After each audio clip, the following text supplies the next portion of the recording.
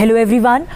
आज का ये जो यूट्यूब वीडियो है ये उन लोगों के लिए है जो कि पोइट्री परफॉर्मेंस की फील्ड में नए हैं, जिन्होंने शायद पहले कभी भी स्टेज पर अपनी मंच पर अपनी कविताएं पढ़ी नहीं, परफॉर्म नहीं की, लेकिन करना चाहते हैं। या फिर अगर आपने कुछ एक बार अपनी कविताएं परफॉर्म की भी हैं तो आपको इतना आत्मविश्वास नहीं है कि किस प्रकार से पोइट्री परफॉर्मेंस की फील्ड में आगे बढ़ा जाए और कैसे लोगों पर अपना प्रभाव डाला जाए और किस प्रकार की कविताएं चुनी जाए। तो आज मैं आपको 3 टिप्स देने जा रही हूं जो कि इसी बात पर केंद्रित है कि पोइट्री परफॉर्मेंस के लिए जब आप कहीं जाते हैं तो आप किस प्रकार की कविताएं चुनें, क्योंकि परफॉर्मेंस जो है वो सिर्फ आपकी कविता पढ़ देना या परफॉर्म करना नहीं है, लेकिन आप कैसी कविताएं चुनते हैं। आपकी जो पोइट्री है, परफॉर्मेंस पोइट्री, अपना पूरा एक अलग जॉनर है, उसका एक अलग नेचर है, तो ये भी उतनी ही ज़रूरी बात है। तो आज 3 टिप्स मैं आपको देने जा रही हूँ पोइट्री परफॉर्मेंस को लेकर। तो सबसे पहली टिप कि आप जगह के हिसाब से और लोगों के हिसाब से अपनी कविताएं चुने परफॉर्मेंस के लिए। इसका सीधा मतलब ये है कि जिस प्रकार का परफॉर्मेंस स्पेस हो, आप जहाँ परफॉर्म करने जा रहे हैं वो कैसी जगह है, वो जगह छोटी है या बड़ी है, आप स्टेज पर परफॉर्म करेंगे या फिर एक कमरे में बैठकर टेबल कुर्सी पर बैठकर अपनी कविता आपको परफॉर्म करनी होगी। ये सब चीज़ें, ये सब फैक्टर्स आपको जहन में लेने होंगे, दिमाग में लेने होंगे अपनी कविता का चयन करने से पहले, क्योंकि जो उस जगह की तासीर है जहाँ परफॉर्म करने जा रहे हैं, उसका कैरेक्टर है, वो भी उतना ही ज़रूरी है और इस हिसाब से ही आप अपनी कविताएँ परफॉर्म करेंगे। तो किसी भी इवेंट में जाने से पहले आप उस वेन्यू पर थोड़ी रिसर्च ज़रूर कर लें कि उसके मिजाज क्या हैं, वहाँ पर किस प्रकार के लोग आते हैं और वहाँ पर आपको उस जगह का कैरेक्टर क्या है, ताकि आप उसी के हिसाब से कविताएं चुन पाए। मसलन कि अगर आप किसी ऐसी जगह पे जा रहे हैं जहाँ पे जो एक सार्वजनिक मंच है, जहाँ पर बहुत सारे लोग हैं जिनको आप जानते नहीं हैं, जहाँ पे अननोन लोग होंगे, अजनबी होंगे, वहाँ पे शायद आप सामाजिक सरोकारों से जुड़ी कविताएं पढ़ना ज़्यादा पसंद करें। शायद आपको ऐसी कविताएं पढ़नी चाहिए क्योंकि सामाजिक सरोकारों से जुड़ी जो कविताएं होती हैं उससे लोग अपने आप को एकदम से जोड़ लेते हैं और उससे लोग कनेक्ट कर पाएंगे। जबकि अगर आप इसके विपरीत अपनी पर्सनल लाइफ से रिलेटेड बहुत ही निजी कविताएं पढ़ेंगे तो शायद आपको कुछ अजीब लगे, अटपटा लगे अजनबियों के बीच ऐसी कविताएं पढ़ने को लेकर। और दूसरी बात ये भी है कि ऐसी कविताओं से सार्वजनिक मंच पर शायद लोग उतना रिलेट ना कर पाएँ, उतना जुड़ ना पाएँ। तो जगह के हिसाब से कविता चुनना बहुत ज़रूरी है। अगर आप किसी पर्सनल गैदरिंग में पढ़ रहे हैं जहाँ पे आपके जान पहचान के लोग हैं, आपके दोस्त हैं, ऐसे कवि हैं जो कि आप जिनको जानते हैं, तो वहाँ पर आप निजी कविताएं भी पढ़ सकते हैं। जैसे कि आप किसी आर्ट गैलरी में परफॉर्म करेंगे अपनी कविताएं, तो एक आर्ट गैलरी का माहौल बिल्कुल अलग होता है, चारों तरफ पेंटिंग्स हैं और एक बहुत ही कलात्मक माहौल होता है। तो शायद आप ऐसी कविताएं वहाँ पढ़ना ज़्यादा पसंद करें जो कि कला से जुड़ी हों, या फिर जिन कविताओं में बहुत सारे बिंब हों, बहुत सारी इमेजरी हो, जो एक तरीके से आर्टिस्टिक पोएम्स हों, आर्टिस्टिक कविताएँ हों, या फिर जिन कविताओं में बहुत सी भावनाएँ हों। और इसके विपरीत अगर आपका जो परफॉर्मेंस स्पेस है वो एक बड़ा सा ऑडिटोरियम है, फ़र्ज़ कीजिए आप एक ऑडिटोरियम की स्टेज पर परफॉर्म करेंगे, तो आपकी कविता का कैरेक्टर भी फिर उस हिसाब से बदल जाएगा। आपके पास बहुत सारी जगह है वहाँ पर अभिनय करने की, परफॉर्म करने की, तो आप शायद ऐसी कविताएं चुनना चाहें जो कि थोड़ी नाटकीय हैं, ड्रामेटिक हैं, जिनमें एक कहानी आगे बढ़ रही है, शायद कुछ डायलॉग्स भी हों उस कविता में, जिससे आप उसको, उस स्टेज को, स्पेस को यूटिलाइज़ करके परफॉर्म कर सकें ठीक प्रकार से। तो जो परफॉर्मेंस स्पेस की जो तासीर है वो भी उतनी ही ज़रूरी है, और वो ये जो है ये इस बात को तय करती है कि आप किस प्रकार की कविताएं वहाँ पढ़ेंगे। तो जब भी आप कविता पढ़ने जाते हैं, कविताएं पहले से ज़रूर चुनिए, एकदम से जाकर कुछ भी नहीं पढ़ दीजिए, पूरी तैयारी के साथ जाइए और जिस जगह परफॉर्म कर रहे हैं उस जगह के हिसाब से थोड़ी कविताएँ पढ़िए, तो फिर इससे लोगों पर ज़्यादा प्रभाव, सुनने वालों पर ज़्यादा प्रभाव पड़ेगा। अब हम आते हैं दूसरी टिप पर कि जब परफॉर्म करने जा रहे हैं तो परफॉर्मेंस पोइट्री ही पढ़िए। अब आप कहेंगे कि कविता तो कविता होती है, परफॉर्मेंस पोइट्री और आम कविता में क्या फ़र्क होता है? तो एक बहुत ही छोटा सा फ़र्क होता है, और वो ये है कि जो कोई भी कविता है, फ़र्ज़ कीजिए, मान लीजिए कविता बहुत अच्छी है और उसके जो उसमें कविता में बहुत गहराई है, उसका अर्थ बहुत गूढ़ है,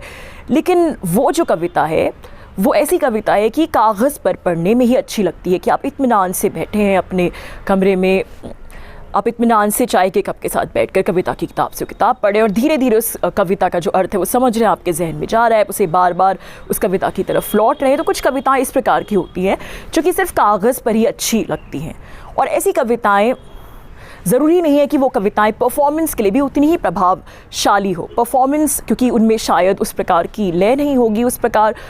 जब आप परफॉर्मेंस करेंगे ऐसी पोएम तो शायद हो सकता है कि लोगों को इसका अर्थ समझ ना आए, लोगों के सर के ऊपर से वो कविता गुजर जाए। वो कविता बहुत अच्छी है, लेकिन जब आप पोइट्री परफॉर्म कर रहे होते हैं तो आपके पास सिर्फ 3 या 4 मिनट का ज़्यादा से ज़्यादा समय होता है अपनी बात कहने के लिए, और उसी टाइम फ्रेम में, बहुत ही छोटे से कंडेंस टाइम फ्रेम में आपको न सिर्फ अपनी पोएम परफॉर्म करनी है बल्कि ऑडियंस को इम्प्रेस भी करना है, उन पर एक प्रभाव भी डालना है। तो इतने से समय में, इस 4 मिनट के समय में उनको आपकी बात समझ में भी आ जानी चाहिए, उन पर प्रभाव भी पड़ना चाहिए। तो इसके लिए ज़रूरी है कि वो जो कविता है वो इस शैली में हो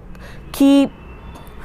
अगर आम बोलचाल की शैली में तो बहुत अच्छा है ताकि लोगों को आपकी बात समझ में आ जाए, और किसी भी शैली में हो लेकिन उसमें उस प्रकार का रिदम हो, किसी प्रकार का एम्फसाइज हो, म्यूज़िकलिटी हो, उस प्रकार की लय हो कि आप जब उसे पढ़ रहे हैं, जब उसको परफॉर्म कर रहे हैं तो लोगों के जहन में उस कविता का जो भाव है वो बिल्कुल बैठ जाए, एकदम से बैठ जाए, क्योंकि वो दोबारा उस कविता की तरफ नहीं जाएंगे, उसी 3 या 4 मिनट के समय में वो उस कविता को सुनेंगे। तो इसीलिए परफॉर्मेंस पोएम की तासीर थोड़ी अलग होती है। फ़र्ज़ कीजिए अगर आपकी लंबी कविता है तो कविता के एंड में आप कुछ लाइंस रिपीट कर सकते हैं हर स्टांजा के एंड में, जिससे उस कविता का जो भाव है वो लोगों के जहन में बैठ जाए। या फिर आपकी कविता में स्टोरी टेलिंग का मोड हो सकता है, जैसे कि आप कोई कहानी आगे बढ़ा रहे हैं, इस प्रकार से आप अपनी कविता बोल सकते हैं। तो इससे भी लोगों में कौतूहल जागेगा और परफॉर्मेंस के लिए ऐसी कविता अच्छी रहेगी। तो कहने का मतलब ये है कि जब आप मंच पर कविताएं परफॉर्म करने जा रहे हो और जो कविताएं आप कागज़ पर लिखते हैं, जो कविताएं आपकी प्रकाशित होती हैं पोइट्री बुक्स में, उन कविताओं में काफ़ी अंतर होता है। तो परफॉर्मेंस के हिसाब से उसी तरीके की कविताएं चुनिए जिनसे लोगों पर ज़्यादा प्रभाव पड़े, सुनने वालों पर। और अब तीसरी और आखिरी टिप है पोइट्री परफॉर्मेंस के लिए, स्टोरी टेलिंग। तो अभी मैं स्टोरी टेलिंग के बारे में थोड़ी बात करनी शुरू भी की थी मैंने दूसरी टिप के दौरान ही। तो जो स्टोरी टेलिंग का जो एलिमेंट है वो परफॉर्मेंस पोइट्री के लिए काफ़ी ज़रूरी है, और अगर बिल्कुल ज़रूरी नहीं है तो कम से कम ऐसा तो है कि अगर आपकी पोएम्स में जो आप परफॉर्म करते हैं स्टोरी टेलिंग का एलिमेंट होगा अगर उन कविताओं में, तो आपकी परफॉर्मेंस में और भी ज़्यादा 4 चांद लग जाएंगे। अब स्टोरी टेलिंग एलिमेंट का ये मतलब नहीं है कि आपकी कविताएं जो हैं वो कॉन्क्रीट रूप से कोई कहानी ही बयान कर रही हों। कविता का सब्जेक्ट चाहे जो भी हो, उसकी शैली चाहे जो भी हो, लेकिन जिस प्रकार से आपने उससे लिखा है या फिर जिस प्रकार से आप उसको प्रस्तुत कर रहे हैं, आप जिस प्रकार से उसका प्रस्तुतिकरण कर रहे हैं, उसके आपके बोलने के लहजे से और कविता के कंटेंट से अगर एक ऐसी फीलिंग सामने आए कि आप एक कहानी कह रहे हैं, आप लोगों को कुछ बता रहे हैं, एक कहानी आगे बढ़ रही है और आप बहुत ही एनिमेटेड होके भावों के साथ उसको एक कहानी की तरह पढ़ रहे हैं, तो फिर उसमें वो स्टोरी टेलिंग एलिमेंट आ जाता है। तो कविता चाहे जैसी भी हो, लेकिन अगर उसमें स्टोरी टेलिंग एलिमेंट की झलक मिलेगी उसकी जो कंटेंट है उसमें, और साथ ही सबसे ज़्यादा ज़रूरी आपके नरेशन में, तो फिर इससे जो लोग हैं उनका ध्यान और ज़्यादा आकृष्ट होगा, क्योंकि लोगों को कहानियाँ सुनना अच्छा लगता है, हम सभी को कहानियाँ सुनना अच्छा लगता है, और इससे जो लोग हैं वो आपकी कविता को ज़्यादा तवज्जो देंगे। आप उनका जो अटेंशन है इस छोटे से समय में, इस छोटी सी समय सीमा में आप उसे बांध पाएंगे। स्पोकन वर्ड पोइट्री, जैसे कि इसको उदाहरण के द्वारा समझाते हैं, स्पोकन वर्ड पोइट्री का बहुत चलन है आजकल। आपको यूट्यूब पर बहुत सारे वीडियोस भी दिखेंगे स्पोकन वर्ड पोइट्री के। स्पोकन वर्ड पोइट्री का क्या मतलब होता है? स्पोकन वर्ड पोइट्री भी एक बहुत ही मुख्तलिफ सा अंदाज़ होता है पोइट्री कहने का, कविता कहने का, जिसमें कवि जो है वो कोई फिक्स स्ट्रक्चर नहीं फॉलो करता, कोई नियम कानून नहीं मानता, कोई रूल्स नहीं मानता, और ज़्यादातर spoken word poetry first person में होती है कि आप बस अपनी बात कहते जा रहे हैं, एक मोनोलॉग की तरह, एक रैप पोइट्री की तरह होती है। और इसमें ज़्यादातर जो कवि है वो अपनी जीवन के निजी अनुभवों के बारे में, अपने बारे में बहुत सी बातें जो है दर्शकों को बताता है, बहुत सी ऐसी बातें भी बताता है, ऐसे सब्जेक्ट से जुड़ी बातें जो कि सोसाइटी में, समाज में ज़्यादातर टैबू रहती हैं, यानी डिस्कशन के रेंज के बाहर रहती है। आमतौर पर हम इन सब चीज़ों के बारे में बातें करने से हिचकते हैं। तो स्पोकन वर्ड पोइट्री जो है वो इतना पॉपुलर जॉनर क्यों है? और इसके वीडियोस इतने लोग क्यों देखते हैं और ऐसी परफॉर्मेंसेस को भी इतने लोग देखने क्यों जाते हैं, क्योंकि ये जो है ये इस प्रकार से जो इसमें स्टोरी टेलिंग का एलिमेंट है, जो कि कहानी के बयान करने जैसे इसको लोग बोलते हैं स्पोकन वर्ड पोइट्री को, तो उससे सभी लोग, चाहे उन्हें कविता के बारे में फॉर्मली जानकारी हो ना हो, नॉलेज हो ना हो, लेकिन सभी लोग उसके साथ एक भावनात्मक तौर पर जुड़ पाते हैं, कनेक्ट कर पाते हैं। और दूसरी बात स्पोकन वर्ड पोइट्री के बारे में बहुत दिलचस्प ये भी है कि जैसा कि मैंने कहा, ये बहुत सारे सोशल इशू से, सामाजिक मुद्दों से जुड़ती है। तो कवि का जो पर्सनल एक्सपीरियंस है, उसकी जो पर्सनल जर्नी है, उसके साथ वो बहुत सारी जो सामाजिक कुरीतियाँ हैं, जो समाज में चीज़ें हो रही है जो नहीं होनी चाहिए, उन पर आवाज़ उठाता है, सवाल उठाता है। तो ये एक तरह से